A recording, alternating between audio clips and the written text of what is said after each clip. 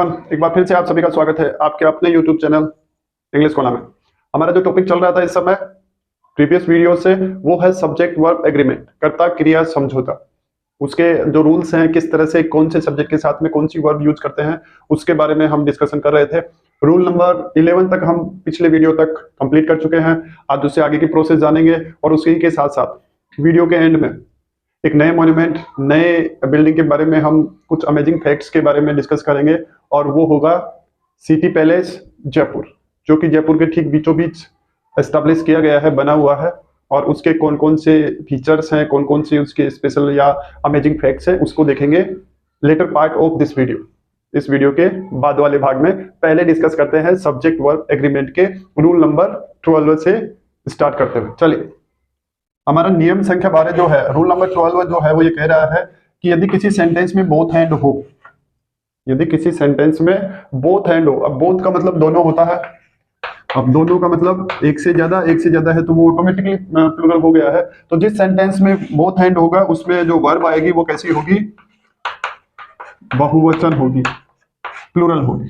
Example से देखिए, both Mukesh and Sardar my friends. Is और आर में से कौन से आने वाले? इज सिंगुलर वर्ब है, आर जो है वो प्लूरल है, तो हमने अभी देखा प्लूरल वर्ब का यूज करना है तो हम क्या लिखेंगे? Are. Both Mukesh and Sardar are my friends. तो जिस भी सेंटेंस में बोथ एंड का यूज किया गया हो, आप बिना कोई सोच विचार के या बिना थिंकिंग के आप उसमें डायरेक्ट प्लूरल वर्ब का यूज कर दीजिए, कर देना है। रूल नंबर 13, नियम संख्या 13, यदि किसी सेंटेंस में एडजेक्टिव जो है, एडजेक्टिव का मतलब विशेषण, जो विशेषताओं को बताता हो, उस वर्ड का यूज नाउन के रूप में हुआ है, वो बेसिकली क्या है? एडजेक्टिव है। वर्ड जो है वो वैसे एडजेक्टिव है, विशेषण है, लेकिन उस सेंटेंस में किसकी तरह यूज किया गया है? नाउन की तरह यूज किया गया है, संज्ञा की तरह यूज किया गया है। तो उस कंडीशन में या उस सिचुएशन में हम क्या करेंगे? उस सिचुएशन में जो वर्ब आएगी वो क्या होगी? प्लूरल होगी, बहुवचन होगी। कैसी होगी? प्लूरल वर्ब होगी। अब जब सेंटेंस में दिया हुआ एडजेक्टिव किसकी तरह वर्क कर रहा है? नाउन की तरह वर्क कर रहा है। किसकी तरह वर्क कर रहा है? नाउन की तरह वर्क कर रहा है। ओल्ड यानी बूढ़ा या पुराना, यंग यानी जवान। अब ये जो है वो एडजेक्टिव है। क्या है? एडजेक्टिव है। लेकिन किसी सेंटेंस में इन्हीं का यूज यदि नाउन की तरह किया जा रहा है, किसकी तरह किया जा रहा है? नाउन की तरह। उसका पता कैसे चलेगा? द आर्टिकल होगा। क्या होगा? द आर्टिकल उस एडजेक्टिव से पहले लगा हुआ होगा, और वो जैसे ही द के साथ में एडजेक्टिव हो, आप ये समझ लीजिए कि वो किसकी तरह वर्क कर रहा है? नाउन की तरह यूज कर रहा है। अब इसके अंदर इसका मीनिंग क्या निकलता है? The old. द ओल्ड का मतलब उसमें जितने भी बूढ़े हैं या जितने भी पुरानी चीजें हैं उन सभी को इंक्लूड कर लिया गया है। द यंग के अंदर सभी जवान आ गए हैं, द डेड के अंदर सभी मृत आ गए हैं, द स्ट्रॉन्ग के अंदर सभी ताकतवर आ गए हैं, द वीक के अंदर सभी कमजोर आ गए हैं, द ऑनेस्ट में सभी ईमानदार आ गए हैं, द पुअर के अंदर सभी गरीब आ गए हैं, द रिच के अंदर सभी अमीर आ गए हैं। मतलब उस तरह के सभी लोगों को उस एक एडजेक्टिव में इंक्लूड कर लिया गया है। और जैसे ही ऐसा होता है कि सभी पूरी जो उसकी उसी के प्रकार के जो लोग हैं या उसी के प्रकार की जितनी भी चीजें हैं उनको एक ही कैटेगरी में कैटेगराइज कर दिया जाता है, तो फिर वो एडजेक्टिव किसकी तरह वर्क करता है? नाउन की तरह वर्क करता है। और जब ऐसा होगा तो हमारी वर्ब जो है वो कैसी होगी? प्लूरल होगी। The week, blank space, hard work, do not और डज नॉट में से हमें लगाना है एक।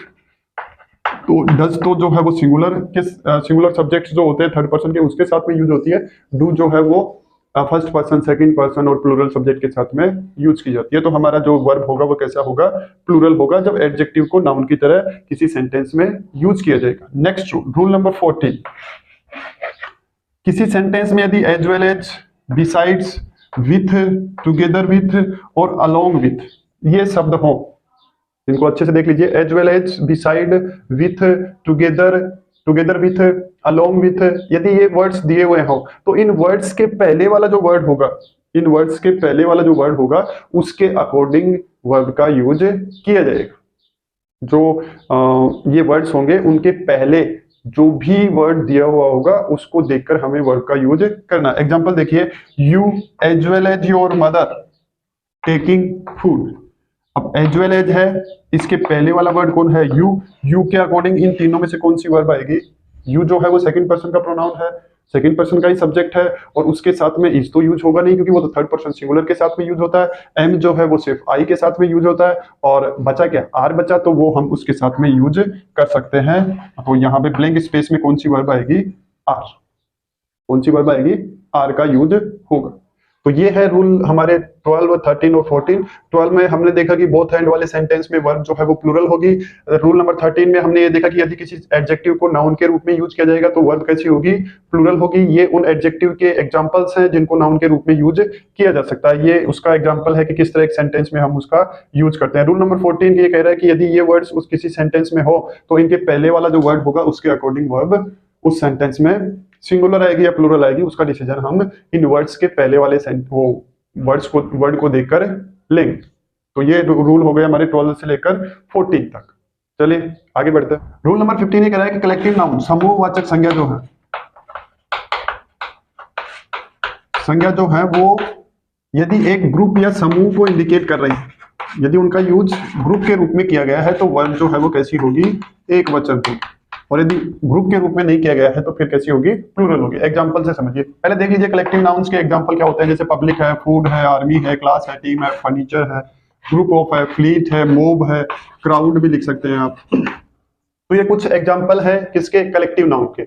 और यदि इन कलेक्टिव नाउन्स का यूज जो है वो अपन ग्रुप या समूह के रूप में करते हैं तो वर्ब जो है वो सिंगुलर होती है, ग्रुप के रूप में नहीं करते हैं तो प्लूरल होती है। एग्जांपल देखिए, द आर्मी ऑफ इंडिया,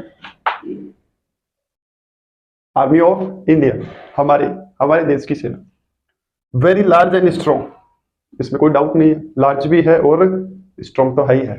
तो जो दोनों इज और आर में से जो वर्ब आने वाली है वो कौन सी होगी, इज, क्योंकि आर्मी पर्सन्स बहुत सारे हैं, नंबर बहुत बड़ा है आर्मी के जो सोल्जर्स हैं उनका, लेकिन उन सभी को एक ग्रुप में कंबाइन कर दिया गया है और वो ग्रुप है आर्मी, मतलब सेना।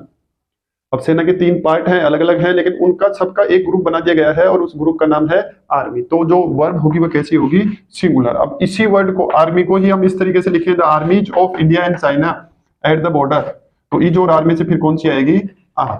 अब क्योंकि यहाँ पे जो आर्मीज यूज किया गया है वो इसकी भी है और इसकी भी है, मतलब 2 डिफरेंट आर्मीज के बारे में बातचीत की जा रही है, 2 अलग अलग सेनाओं के बारे में बात की जा रही है, एक भारत की है दूसरी चाइना की। तो यहाँ पे क्योंकि 2 देशों की सेनाओं के बारे में बात हो रही है, उनको एक नहीं किया गया है, एक यूनिट के रूप में एक्सप्रेस नहीं किया जा रहा है, तो प्लूरल वर्ब। और यहाँ पे केवल एक ही देश की सेना की बात थी तो सारे एक यूनिट बने हुए हैं, तो हमने यूज किए सिंगुलर वर्ब। तो ये था हमारा रूल नंबर 15। कलेक्टिव नाउन को यदि ग्रुप के रूप में एक्सप्रेस किया जा रहा है तो वर्ब कैसी होगी, जो हम यूज करेंगे वो होगी सिंगुलर। ये कलेक्टिव नाउन्स के कुछ एग्जांपल हैं। ये किसी सेंटेंस में हो और इंडिकेशन दे रहे हो एक सिंगल ग्रुप का, तो आप विदाउट एनी हेजिटेशन यूज कर सकते हैं सिंगुलर वर्ब। तो आज का सब्जेक्ट वर्ब एग्रीमेंट का कार्यक्रम या प्रोग्राम यहीं तक। अब चलते हैं सिटी पैलेस जयपुर। चलिए जानते हैं सिटी पैलेस के बारे में। सिटी पैलेस ये बिल्कुल जयपुर के बीचों बीच स्थित है और आमेर से जब अपनी कैपिटल को ट्रांसफर किया सवाई जयसिंह ने, तब इसका निर्माण करवाया गया था। और अप्रोक्सीमेटली इसका जो बनाने का कार्य है, निर्माण कार्य जो है वो 1729 से 1732 के बीच में कंप्लीट हुआ था। इसको बनाया गया था 1729 टू 1732 के बीच में। जो इसको बनाने वाले थे सवाई जयसिंह, जिन्होंने जयपुर का भी एस्टेब्लिशमेंट किया, जिन्होंने जयपुर को भी बसाया था, उन्होंने इसका भी निर्माण करवाया है। और उसके लिए उन्होंने 2 आर्किटेक्ट रखे थे जिन्होंने इसका डिजाइन बनाया है। एक है विद्याधर भट्टाचार्य जो कि बंगाली आर्किटेक्ट थे, और उन्होंने जयपुर की भी स्थापना करने में उन्हीं का जो वास्तुशास्त्र था वो काम किया था, विद्याधर भट्टाचार्य का। इनकी हेल्प करने के लिए जो दूसरे आर्किटेक्ट थे वो थे सर सैमुअल स्विंटन जेकब। इन्होंने इसका डिजाइन बनाने में या इसका आर्किटेक्चर बनाने में विद्याधर भट्टाचार्य की हेल्प की थी। तो ये दोनों आर्किटेक्ट इसको बनाने में इंपॉर्टेंट रोल प्ले किए थे।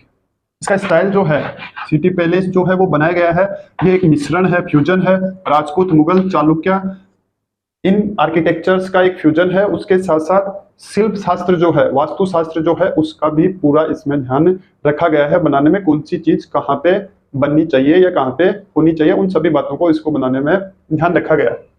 इसके जो आउटर गेट्स हैं वो त्रिपोली, उदयपोल और वीरेंद्रपोल, जो नॉर्मल पब्लिक है वो इन दोनों दरवाजों से एंटर कर सकती है, उदय पोल और वीरेंद्र पोल से। रॉयल फैमिली जो है वो त्रिपोली गेट से एंटर करती है, क्योंकि वहां पर अभी भी जो रॉयल फैमिली के एंसेस्टर्स हैं, पूर्व जो उसके उत्तराधिकारी हैं, या जो इस जनरेशन के लोग हैं जो पहले के राजा महाराजाओं के वंशज हैं, वो अभी भी वहां पे उसी पैलेस में निवास करते हैं। 2 भाग बनाए गए हैं सिटी पैलेस के।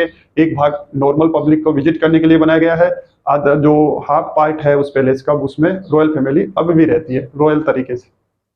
ये कॉम्प्लेक्स टाइप का एक महल है, जिसके अंदर बहुत सारे और छोटे छोटे महल हैं, पेवेलियंस हैं, गार्डन्स हैं, और उसके साथ साथ टेम्पल्स भी हैं। जयपुर का जो फेमस गोविंद देव जी टेम्पल है वो इसी जो सिटी पैलेस कॉम्प्लेक्स है इसी के अंदर स्थित है। तो बहुत सारे उसके अंदर मंदिर भी हैं, छोटे और महल भी हैं, जैसे कि ये मुबारक महल, ये भी उसी के उस कॉम्प्लेक्स में ही है। और बहुत सारे उसके अंदर जो संरचनाएं हैं, चांद महल है, तो और भी बहुत सारे स्ट्रक्चर्स हैं जो आपको अलग अलग टाइप की जो मतलब कारीगरी है ना, वो वहां पे आपको देखने को मिलेगी। बहुत सारा अट्रैक्शन है वहां पे टूरिस्ट के लिए। 2 यहाँ पे चमकते हुए चांदी के जार हैं, 2 चांदी के जार, मतलब घड़े टाइप में संरचनाएं मिली हैं जो चांदी से बनी हुई है, चमकते हुए चांदी से, और उनको Guinness book of world records में दर्ज किया गया है सबसे बड़े चांदी के बर्तनों के रूप में। वो Guinness book of world records में उनका नाम आता है। सिटी पैलेस में रखे हुए हैं, आप भी कभी जाएं तो देख के आए। ये उसकी एक खास बात, स्पेशल फीचर है जो टूरिस्ट को अट्रैक्ट करती है। इसके अंदर जो मुबारक महल है उसके अंदर एक कपड़ों का सेट रखा हुआ है जो सवाई माधो सिंह फर्स्ट ने पहना था। ध्यान से सुनिएगा, मुबारक महल में है कपड़ों का एक सेट है, और वो पहना गया था सवाई माधो सिंह फर्स्ट के द्वारा, जिसकी चौड़ाई जो है वो 1.2 मीटर, 1.2 मीटर उसकी चौड़ाई है उन कपड़े के सेट की, और उसका जो वजन है वो है 250 kg, 250 किलो कपड़े का वजन। देखिए आइए, यहाँ के जो लास्ट रूलर थे जिन्होंने शासन किया इस महल से, इस महल में रहते हुए जिन्होंने रूल किया जयपुर के ऊपर, उनका नाम था सवाई मान सिंह सेकंड। लास्ट महाराजा जो थे जिन्होंने इस महल से रूल किया सबसे लास्ट में। इसके जो इनर कोर्टयार्ड है, अंदर का जो आंगन है, उसमें एंटर करने के 4 गेट हैं, और चारों का अपना अपना इंपॉर्टेंस है। पहला गेट पीकॉक गेट है। पीकॉक गेट जो ओटोमन जो सेशन है, पतझड़ ऋतु जो है उसको एक्सप्रेस करता है, और डेडिकेट किया गया है लॉर्ड विष्णु को, भगवान विष्णु को समर्पित किया गया है, पहला गेट। दूसरा गेट जो ग्रीन गेट है वो स्प्रिंग सेशन जो है, बसंत ऋतु को एक्सप्रेस करता है, और इसको डेडिकेट किया गया है लॉर्ड गणेश, गणेश भगवान को इसको डेडिकेट किया गया। थर्ड जो इसका गेट है उसको लोटस गेट कहते हैं। ये अंदर की तरफ आंगन में एंटर करने वाले गेट है। आउटर गेट त्रिपोली, उदय पोल और वीरेंद्र पोल है। अंदर जब आप बिल्कुल बीचों बीच मेन जो कोर्टयार्ड है, मुख्य आंगन जो है, उसमें एंटर करेंगे तो उसमें एंटर करने के ये 4 गेट है। लोटस गेट जो है वो समर, गर्मी की ऋतु को एक्सप्रेस करता है, और ये डेडिकेट किया गया है लॉर्ड शिवा एंड पार्वती, भगवान शंकर और पार्वती को डेडिकेट किया गया है। चौथा जो गेट है वो शायद आपके स्क्रीन पे नहीं आ रहा होगा, रोज गेट है, रोज गेट है, और ये जो गेट है वो विंटर को एक्सप्रेस करता है, विंटर सेशन जो है सर्दी की ऋतु को एक्सप्रेस करता है, और ये डेडिकेट किया गया है गॉडेस देवी को, देवी माता को ये समर्पित किया गया है ये गेट। तो ये कुछ अमेजिंग फैक्ट्स थे सिटी पैलेस जो कि जयपुर में है उसके बारे में। आई होप सारी चीजें आपको पसंद आई होंगी, आपको अच्छी भी लगी होंगी, आपके नॉलेज जो है वो इंक्रीज हुआ होगा, अच्छी लगी है, आपको समझ में आया है ये सारी चीजें, तो आप लाइक कर सकते हैं। और ये जो महल है टूरिस्ट के लिए डेली ओपन होता है, आप कभी भी घूमने जा सकते हैं। सुबह 9 से 5 बजे तक इसका टाइमिंग है। अलग अलग रेट्स हैं टिकट्स की, क्योंकि इसके अंदर बहुत सारे स्ट्रक्चर्स हैं, कॉम्प्लेक्स है ये पूरा का पूरा, तो वहां पे आप जिस जिस जगह पे घूमना चाहेंगे उसके अकॉर्डिंग आपका टिकट प्राइस होगा। इंडियंस के लिए अलग प्राइस है, फॉरेनर्स जो हैं उनके लिए अलग प्राइस है। तो जैसे ही आप वहां से इन 2 दरवाजों से एंटर करेंगे, उदय पोल और वीरेंद्र पोल से, वहीं पे सारे अरेंजमेंट्स किए हुए हैं। आपकी जो नेसेसिटी की जो मटेरियल्स है, ड्रिंकिंग वाटर है, बाकी की जो सारी चीजें आपको चाहिए होंगी वो वहीं पे मिलेंगी। टिकट्स भी आपको वहीं पे मिलेंगे। तो आपको वहां पे बताना पड़ेगा कि आप कौन कौन से महल को या टेम्पल को विजिट करने वाले हैं अंदर, उसके अकॉर्डिंग फिर आपकी फी अप्लाई होगी। तो पूरे वीक में आप कभी भी जा सकते हैं 9 to 5 PM डेली। तो जाके आइए। आज के लिए बस इतना ही। अगले वीडियो में एक नए मॉन्यूमेंट्स या बिल्डिंग के बारे में या फोर्ट्स के बारे में जानकारी प्राप्त करते हैं। आज के लिए बस इतना ही। मिलते हैं नेक्स्ट वीडियो में। Till then good bye, take care, good night, see you soon in the next video.